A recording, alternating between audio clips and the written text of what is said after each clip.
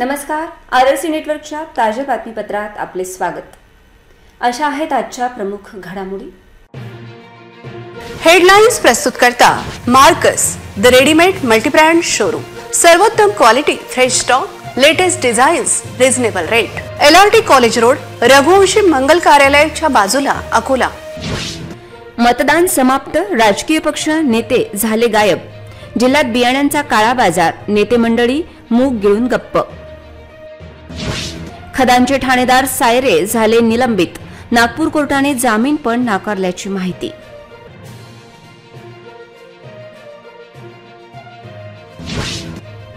जिल्हा परिषदेचा दिव्याखाली अंधार, एकीकडे ग्रामीण रुग्णालय बंद, दुसरीकडे बोगस डॉक्टर शोधणार। रूफटॉप हॉटेल्समध्ये दारू व बियरचा पूर, एकदा भंगार बॉटलचा साठा तर चेक करा। मुंगीच्या पावलांनी सुरू आहे शहरात नालेसफाई, मान्सून पूर्व सर्वत्र घाण, अस्वच्छता, महापालिकेचे दुर्लक्ष। आता सविस्तर बातम्या।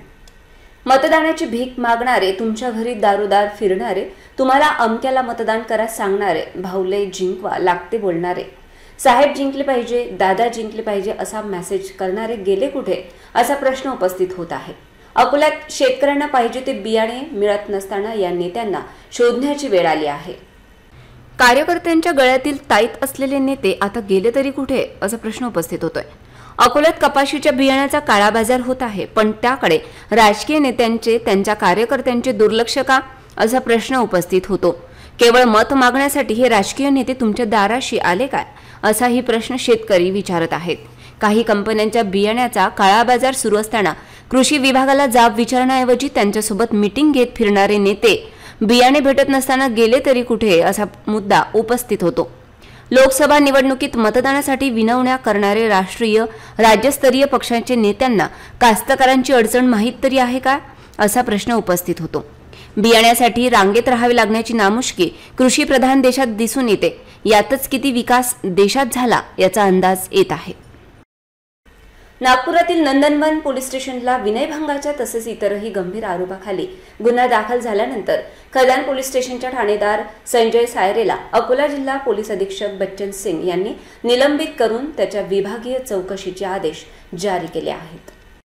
अकोला शहरातील खदान पोलीस स्टेशनला कार्यरत असलेल्या पोलीस निरीक्षक धनंजय सायरे विरुद्ध नागपूरमधील नंदनवन पोलीस स्टेशनला अमरावतीच्या एका युवतीने अत्यंत गंभीर स्वरूपाची तक्रार दाखल केल्यापासून राज्याच्या पोलीस दलात भयंकर खळबळ उडाल्याने राज्यभरात अकोला पोलीस दलाची फार मोठी बदनामी झाली आहे।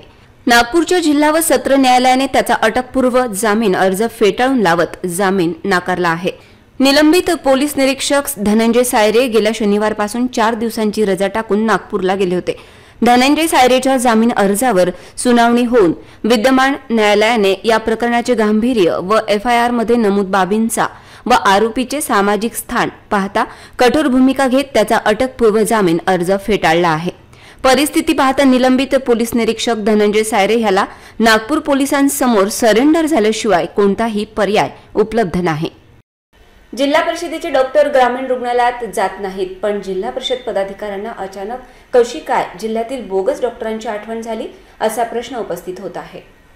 ग्रामीण भागातील बोगस डॉक्टरांवर अंकुश लावण्याचा आदेश जिल्हा परिषदेच्या आरोग्य समितीच्या सभेत आरोग्य अधिकाऱ्यांना देण्यात आला, पण जिल्हा परिषदेचे कर्मचारी असलेले डॉक्टर, वैद्यकीय विभागाचे कर्मचारी हे कर्तव्यावरच जात नसताना त्यांना पाठीशी घालण्याचा उद्योग जिल्हा परिषदेत होताना दिसत आहे।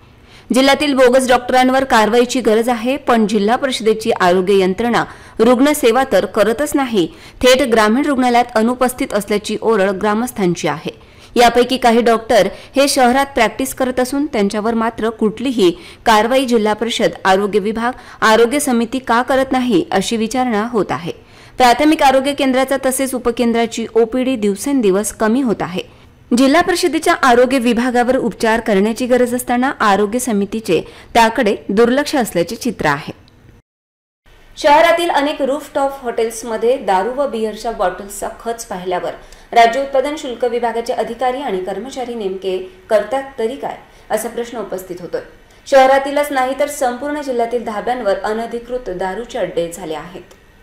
शहरातील रूफटॉप हॉटेल्स तर दारू व गुंडांचे बैठकीचे स्थान झाले आहेत. त्यामुळे शहरातील क्राईम वाढला असून सगळीकडे चोऱ्या, गुंडगिरी, झोपडपट्टी दादांची संख्या वाढती आहे. इतकेच नाही तर शहरातील प्रत्येक भागात अवैध दारू विक्रेत्यांची संख्या वाढली असून देशी विदेशी बिअरचा अवैध साठा मोठ्या प्रमाणात शहरात असल्याचे चित्र आहे. अशा परिस्थितीत शहरातील कायदा आणि सुव्यवस्था बिघडण्याची शक्यता व्यक्त केली जात आहे. शहरातील ही परिस्थिती पाहता शहरात व्यापक प्रमाणात कोम्बिंग ऑपरेशन राबविण्याची गरज आहे. अशा परिस्थितीत जिल्ह्यातील रूफटॉप हॉटेल्सवर चालणारी सर्व अवैध कामे हे त्वरित बंद करण्याची गरज आहे. त्याचबरोबर शहरातील अनेक बिअर शॉपीमध्ये दारूची विक्री असल्याची माहिती असून त्यांच्यावर कारवाई टाळण्यामागे राज्य उत्पादन शुल्क विभागाचा काय हेतू असा प्रश्न उपस्थित होत आहे. तर कोचिंग क्लासेसच्या हद्दीतील अनेक हॉटेल्सवर अवैधरित्या बिअर, दारूचे सेवन होत असून राज्य उत्पादन शुल्क विभाग आणि पोलीस विभागाची कारवाई मात्र होताना दिसत नाही. सकाळी ढगाळ वातावरण, दुपारी तीव्र उन्हाचे चटके आणि रात्री पुन्हा ढगाळ वातावरण या चक्रात अकोलेकर चांगलेच धास्तावले आहेत. सायंकाळी जोरदार गरम वाऱ्याने तर अधिकच त्रस्त केले आहे. त्यात विजेचा लपंडाव हा अडचणीत भर घालत आहे. देशातील उत्तर आणि पश्चिमेकडून येणाऱ्या उष्ण वाऱ्यांमुळे जिल्ह्यात पुढील 3 दिवस उष्णतेची लाट राहणार आहे. तापमान 44 ते 45 अंशांवर पोहोचण्याची शक्यता आहे. त्यामुळे नागरिकांनी उष्माघातापासून बचावासाठी काळजी घेण्याची आवश्यकता आहे. मध्यंतरी झालेल्या अवकाळी पावसामुळे काहीसे तापमान कमी झाले होते, मात्र पुन्हा तापमान वाढले आहे. त्यात आता उत्तरेकडून आणि पश्चिमेकडून उष्ण वारे येत आहेत. त्यामुळे जिल्ह्यात 3 दिवस उष्णतेची लाट राहणार आहे. रविवारपासूनच उष्णतेची तीव्रता जाणवत आहे. वैशाख वणव्याची अनुभूती त्यामुळे येत आहे. नागपूर येथील प्रादेशिक हवामान खात्याने दिलेल्या माहितीनुसार पुढील 2 दिवस उष्णतेची लाट, पावसाची शक्यता, ढगाळ वातावरण, वादळ वारे असे एकंदर मिक्स स्वरूपाचे वातावरण पुढील काही दिवस अकोल्यात राहील. त्यात उन्हाचा चटका असून हा चटका फार त्रासदायक असल्याचे चित्र आहे. या काळात उष्माघातापासून बचाव होण्यासाठी नागरिकांनी काळजी घेणे गरजेचे आहे. भरपूर पाणी प्यावे. 12 ते 3 या वेळेत घराबाहेर पडू नये. निंबू पाणी प्यावे. डोक्याला पांढरा रुमाल बांधावा. पांढरे कपडे वापरावेत. वृद्ध, बालक, गर्भवती मातांनी अधिक काळजी घ्यावी असे आवाहन आरोग्य विभागाने केले आहे. महत्त्वपूर्ण समजल्या जाणाऱ्या 12वी विज्ञान शाखेत अमरावती विभागीय माध्यमिक व उच्च माध्यमिक परीक्षा मंडळ अमरावती विभागाचा निकाल जाहीर झाला. या निकालात डवले कॉलेजचा अथर्व प्रवीण भुतळा या विद्यार्थ्यांनी नेत्रदीपक यश संपादन करून टॉपर येण्याचा बहुमान प्राप्त केलाय. 12वीच्या निकालात डवले कॉलेजचा अथर्व भुतळा 94.33% मार्क्स मिळवित टॉपर ठरला. तर सार्थक केशववार 94% मार्क मिळाले. चेतन गोमासे 90.83% मार्क प्राप्त झाले. साक्षी मंडाले हिला 90.67% गुण मिळविले. सारंग इंगळे 89%, हर्ष व्यवहारे 89.33% गुण प्राप्त केले. अरहान चौरे 88.50% मार्क्स मिळाले. आदी इंगोले 88.33. महत्त्वपूर्ण समजल्या जाणाऱ्या 12वी विज्ञान शाखेत अमरावती विभागीय माध्यमिक व उच्च माध्यमिक परीक्षा मंडळ अमरावती विभागाचा निकाल जाहीर झाला असून या निकालात अथर्व प्रवीण भुतळा या विद्यार्थ्याने नेत्रदीपक यश संपादन करून टॉपर येण्याचा बहुमान प्राप्त केलाय. त्याला गणितात 100 पैकी 100 गुण असून कॉम्प्युटर सायन्स या विषयात 200 पैकी 200 गुण आहेत. रसायनशास्त्रात 95 गुण आहेत. त्याच्या गुणांची सरासरी 94.33% इतकी आहे. अथर्व भुतळाला JEE मेन्स परीक्षेत 90.94% इतके गुण आहेत. अथर्वने आपल्या यशाचे श्रेय आजोबा श्रीराम धूत, वडील प्रवीण भुतळा, आई डॉक्टर मधुमिता भुतळा यांना तसेच कॉलेजचे प्राचार्य, प्राध्यापक, प्राध्यापिका, शिक्षकेतर कर्मचारी यांना दिले. तसेच याच कॉलेजचा विद्यार्थी सार्थक नितीन केशववार याने 564 गुण प्राप्त केले आहेत. त्याच्या गुणांची सरासरी 94% आहे. त्याला JEE मेन्स परीक्षेत 90.55% गुण मिळाले आहेत. त्याने आपल्या यशाचे श्रेय वडील नितीन केशववार, आई सौ उषा केशववार तसेच शिक्षकांना दिले आहे. याप्रसंगी डवले एज्युकेशन सोसायटीचे अध्यक्ष प्राध्यापक प्रकाश डवले, सचिव सौ मृणाली डवले, प्राचार्य प्राची घिनमिने, उपप्राचार्य वैशाली निवाणे, प्राध्यापक सविता धनुकार, प्राध्यापक पारिजात पुनसे, प्राध्यापक श्रद्धा देशपांडे, प्राध्यापक स्वाती बोरोडे, प्राध्यापक इथिका दुबे, प्राध्यापक श्वेता तायडे, प्राध्यापक वरुची खेडकर, प्राध्यापक रजनी पांडे, प्राध्यापक दीपाली चिकटे, सागर लोखंडे, श्याम सुलताने, पवन दुबे, किशोर स्वर्गे, पल्लवी गाठे, करुणा वानखडे यांनी निकालाबाबत प्रतिक्रिया देताना सांगितले की डवले कॉलेजचा विज्ञान शाखेचा निकाल 98.4% असून वाणिज्य शाखेचा निकाल 100% लागला आहे. सातत्यपूर्ण यश प्राप्त करण्यासाठी बोर्ड परीक्षेची तयारी, नोट्स, दर शनिवारी टेस्ट सिरीज, विद्यार्थ्यांच्या शंका निरसन करण्यासाठी विशेष तासिका, यामुळे बोर्ड परीक्षा, नीट, JEE या सर्व परीक्षेत डवले कॉलेज गेल्या 16 वर्षापासून सातत्याने यशाची परंपरा कायम राखत आहे. डवले कॉलेजने यशाची परंपरा दरवर्षीप्रमाणे कायम राखल्याबद्दल प्राध्यापक प्रकाश डवले सरांनी विद्यार्थी आणि शिक्षकांचे अभिनंदन केले आहे. जिल्ह्यात मोठ्या संख्येत रेती माफियांनी डोके वर काढले असून त्यांचे वाहन विना क्रमांकाचे अनेक वाहने सोसाट धावत आहेत.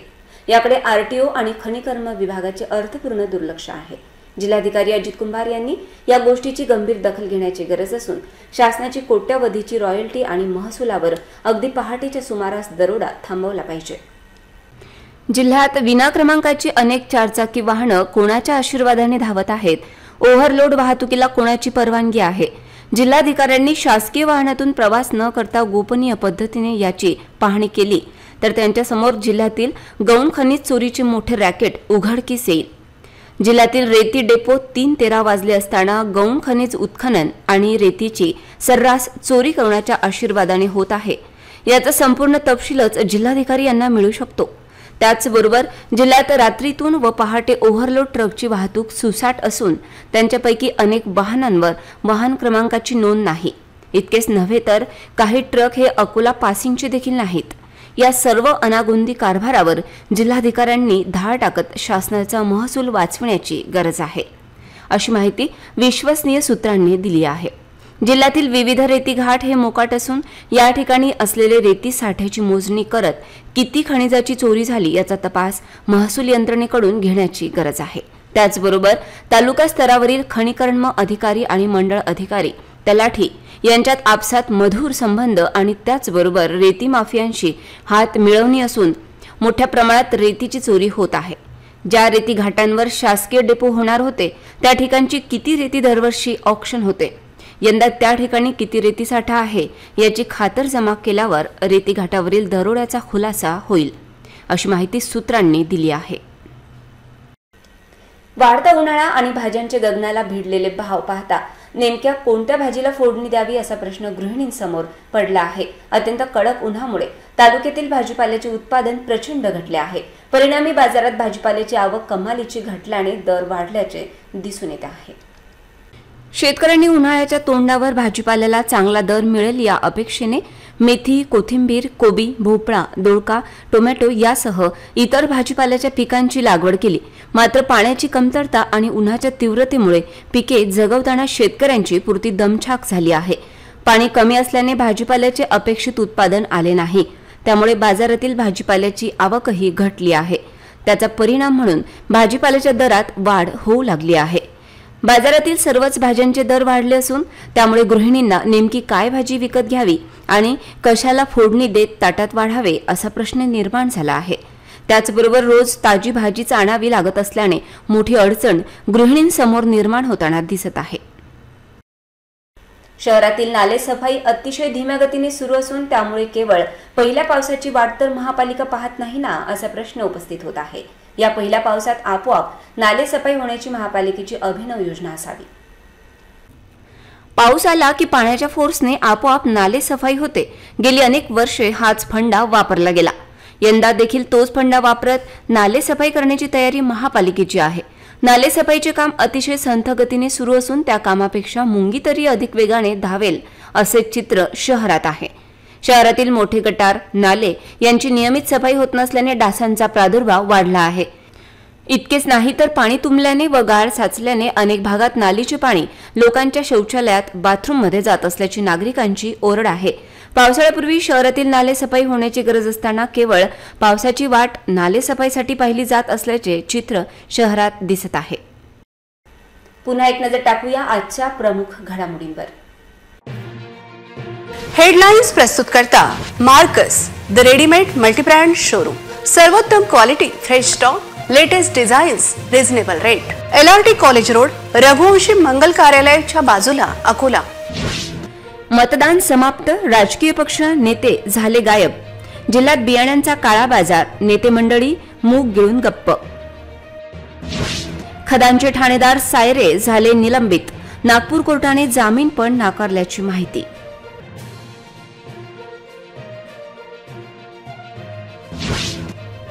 जिल्हा परिषदेचा दिव्याखाली अंधार, एकीकडे ग्रामीण रुग्णालय बंद, दुसरीकडे बोगस डॉक्टर शोधणार. रूफटॉप हॉटेल्समध्ये दारू व बियरचा पूर, एकदा भंगार बॉटलचा साठा तर चेक करा. मुंगीच्या पावलांनी सुरू आहे शहरात नालेसफाई. मान्सूनपूर्व सर्वत्र घाण, अस्वच्छता, महापालिकेचे दुर्लक्ष. बातम्यांसाठी तुम्ही पाहत रहा RRC न्यूज. युट्यूब चॅनलवर तुम्ही पण लाईक आणि सबस्क्राईब करा RRC डिजिटल अकोला हे युट्यूब चॅनल. जगभरात कुठेही पहा RRC डिजिटल अकोला. पुन्हा भेटूया ताज्या बातम्यांसह, नव्या घडामोडींसह नव्या बातमीपत्रात. तोवर नमस्कार.